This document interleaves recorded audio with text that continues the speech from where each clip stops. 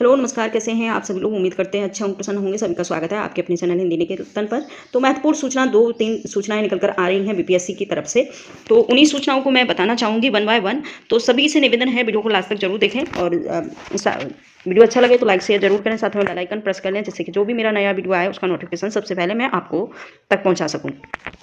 तो जैसा कि आप लोगों को पता होगा, हमारे चैनल के माध्यम से सबसे पहले आपके जो भी किसी परीक्षा से संबंधित नया अपडेट निकल कर आता है, सबसे पहले आपको दिया जाता है। और तो चैनल को जरूर सब्सक्राइब कर लें। तो सबसे पहला जो अपडेट आया है बीपीएससी की तरफ से, ये नोटिस जारी किया है बीपीएससी ने। देखते हैं इस नोटिस में क्या दिया हुआ है। महत्वपूर्ण ये नोटिस है। दूसरा है नियोजित शिक्षकों से रिलेटेड एक महत्वपूर्ण अपडेट। तीसरा है टीआरई 3-1 की जो एग्जाम है और आवेदन प्रक्रिया कब से शुरू होने वाली है। तो महत्वपूर्ण 2-3 पॉइंट है, उन सभी को वन बाय वन हम बताएंगे। पहला पॉइंट हम देखेंगे, विज्ञापन संख्या लिखा हुआ है। विज्ञापन संख्या 26/2023 एवं 27/2023 से रिलेटेड है। अध्यापक नियुक्ति प्रतियोगी परीक्षा टीआरई 1 एवं टीआरई 2 से संबंधित दर्ज कराए गए आपत्ति के निस्तारण संशोधन उपरांत प्रकाशित परीक्षा फल में अभ्यर्थियों को सूचित किया जाता है कि आपके द्वारा ऑनलाइन आवेदन करते समय ऐसा कोई प्रमाण पत्र अपलोड नहीं किया जो कागजात सत्यापन के समय आवश्यक प्रतीत होगा। वैसे प्रमाण पत्र को अपलोड करने के लिए अभ्यर्थियों को 31/1/2024 तक का समय दिया जाता है। महत्वपूर्ण सूचना इसलिए है कि जिन लोगों का जो परीक्षा फल है वो संशोधित किया था आयोग ने, और उन्हीं संशोधित जिनका परीक्षा फल संशोधन हुआ, उन संशोधित परीक्षा फल में कुछ ऐसे अभ्यर्थी थे जिनका पूर्ण रूप से उनके दस्तावेज नहीं थे। तो उन्हीं को एक चांस और देते हुए कहा है, कहीं ना कहीं उन लोगों के लिए एक चांस और दिया है जिनके दस्तावेज पूर्ण नहीं थे, और उन्हीं दस्तावेजों को उन्होंने कहा है कि उनको एक दिन का और चांस दिया जाता है, एक दिन का और टाइम दिया जाता है। तो वो क्या करेंगे। महत्वपूर्ण सूचना है, जिन लोगों को जो लोग का परीक्षा फल संशोधित हुआ है उनको विशेषकर महत्वपूर्ण है। तो आप लोग देख सकते हैं जिन लोगों का संशोधित हुआ है वो परीक्षा फल, और यही महत्वपूर्ण अपडेट निकल कर आया है। तो आप लोग देख सकते हैं कि 31/1/2024 तक का समय दिया है, और उसमें क्या करेंगे, ये पुनः अपलोड किए गए दस्तावेज जिस पर आयोग का वाटरमार्क अंकित हो, प्रिंट आउट निकालकर नियुक्ति दस्तावेज सत्यापन के समय समक्ष प्राधिकारी के समक्ष उपस्थित करेंगे। तो ऐसा कहा है आयोग ने कि जिन लोगों का परीक्षा फल संशोधित हुआ है और उन्हें लगता है कि उनका ये प्रमाण पत्र पूर्ण नहीं था, उन्होंने ये नहीं लगा पाए किसी वजह से, तो वो क्या करें कि वाटरमार्क अपने साइट पर जा करके, और जिन लोगों ने आपत्ति की थी उनका उसके बाद आयोग ने उनका रिजल्ट को संशोधित किया था और उसके बाद रिजल्ट निकाला था। उसके बाद काउंसलिंग के लिए उनकी प्रक्रिया को आगे बढ़ाने के लिए उन्होंने कहा है कि बहुत सारे लोग ऐसे हैं जिनके प्रिंट जो भी दस्तावेज हैं वो पूर्ण नहीं है, तो अपने दस्तावेजों को वाटर मार्क के साथ अंकित कर प्रिंट निकलवा करके वो उपस्थित करें, अपने आयोग को दे दें, जिससे कि वो आगे वाली प्रक्रिया अपनी पूर्ण कर सकें। तो महत्वपूर्ण ये पॉइंट है। इसके बाद हम देखेंगे नियोजित शिक्षकों के विषय में क्या नया अपडेट निकल कर आया है।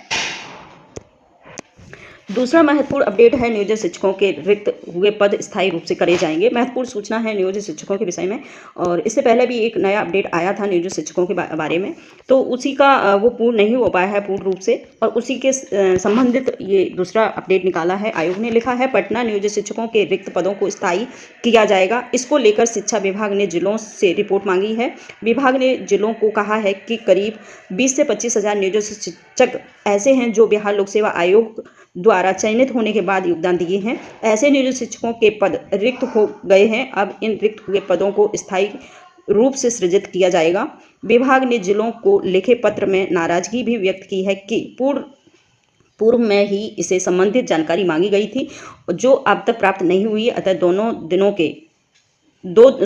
दिनों के अंदर संबंधित रिपोर्ट विभाग को भेजें, ताकि पदों के सृजित होगे।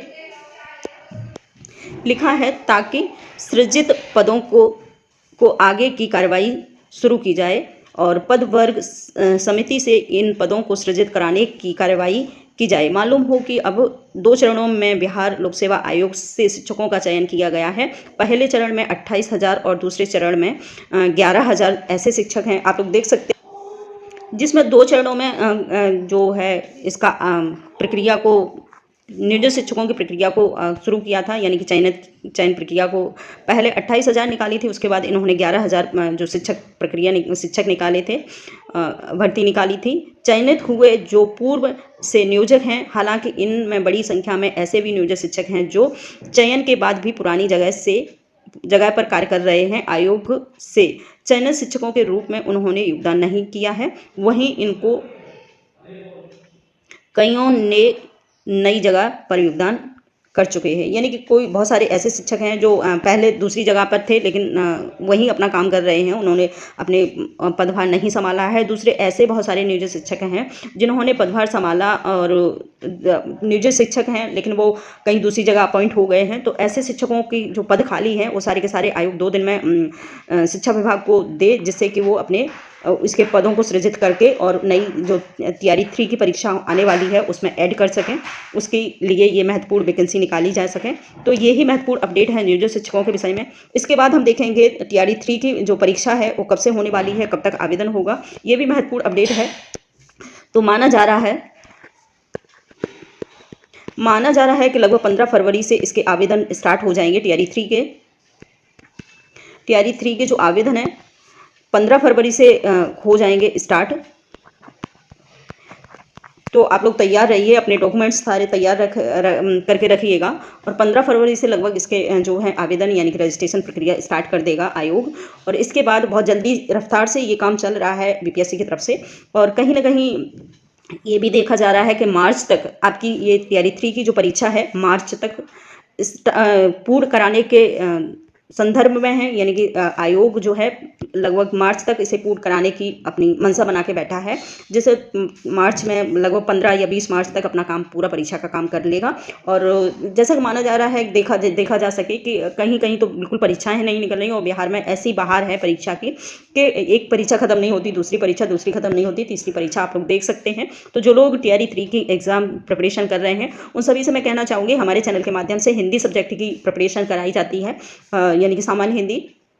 तो जो लोग चैनल पर नए हैं चैनल को सब्सक्राइब कर लें। और तैयारी 3 की अगर हिंदी से जो किसी भी टीजीटी पीजीटी की प्रिपरेशन करना चाहते हैं या सामान्य हिंदी की प्रिपरेशन करना चाहते हैं तो हमारे चैनल को सब्सक्राइब कर लें और उसका जो भी योगदान है वो ज़रूर दें। और तो चलिए यहीं तक है आज ये महत्वपूर्ण वीडियो।